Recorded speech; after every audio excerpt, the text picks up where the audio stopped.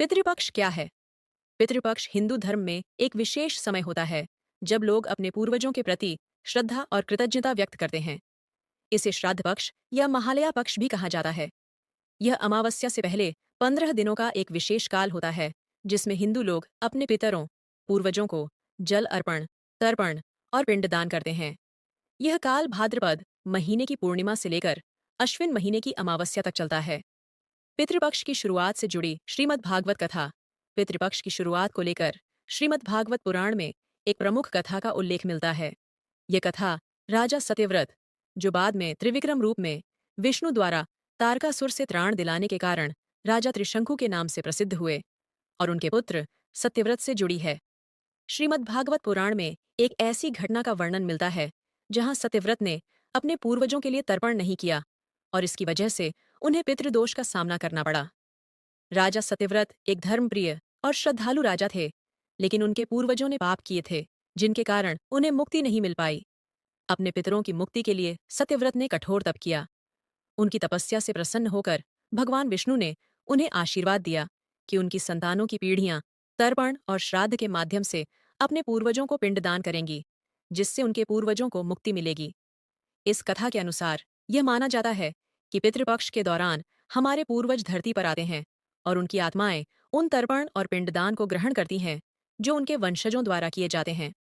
यह समय इसलिए भी महत्वपूर्ण है क्योंकि इसमें किए गए कर्म और दान विशेष फल प्रदान करते हैं।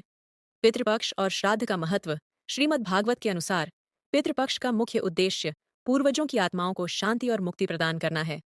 यह विश्वास किया जाता है कि यदि इस काल में पूर्वजों का विधिपूर्वक तर्पण नहीं किया जाता तो वे भटकते रहते हैं और उनकी आत्मा को शांति नहीं मिलती।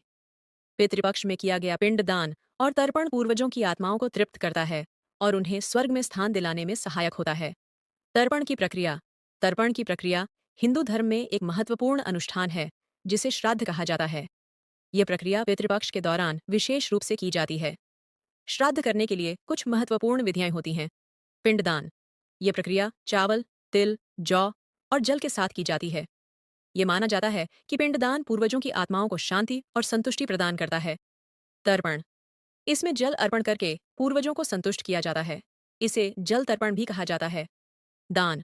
पितृपक्ष के दौरान ब्राह्मणों को भोजन, वस्त्र और धन का दान करना अत्यधिक शुभ माना जाता है। इससे पूर्वजों की आत्माएं तृप्त होती हैं और उनके पापों का क्षय होता है। पितृयज्ञ। कुछ लोग इस दौरान विशेष यज्ञ और हवन का आयोजन करते हैं जिससे उनके पूर्वजों की आत्माओं को मुक्ति मिलती है। पितृदोष और उसके उपाय। अगर किसी व्यक्ति के जीवन में कोई रुकावट, कठिनाई या अशांति हो तो उसे पितृदोष का परिणाम माना जाता है। पितृदोष का मुख्य कारण यह होता है कि पूर्वजों की आत्माओं को शांति नहीं मिल रही होती है, जिसके कारण वे अपने वंशजों के जीवन में समस्याएं उत्पन्न कर सकते हैं। इसके निवारण के लिए पितृपक्ष में श्राद्ध, तर्पण और पिंडदान करना आवश्यक होता है। साथ ही पितृदोष के निवारण के लिए ज्योतिषीय उपाय भी किए जा सकते हैं, जैसे कि रुद्राभिषेक, पितृयज्ञ और पंचबलि कर्म।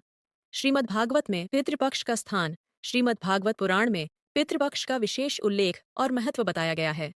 भागवत के अनुसार यह काल ऐसा समय होता है जब जीवित व्यक्ति अपने कर्मों के द्वारा अपने पूर्वजों की आत्माओं की मुक्ति के लिए प्रयास कर सकते हैं। पितृपक्ष के दौरान किया गया श्राद्ध व्यक्ति को न केवल पूर्वजों की कृपा प्राप्त करने में मदद करता है, बल्कि यह उसकी आने वाली पीढ़ियों के लिए भी उन्नति का मार्ग प्रशस्त करता है।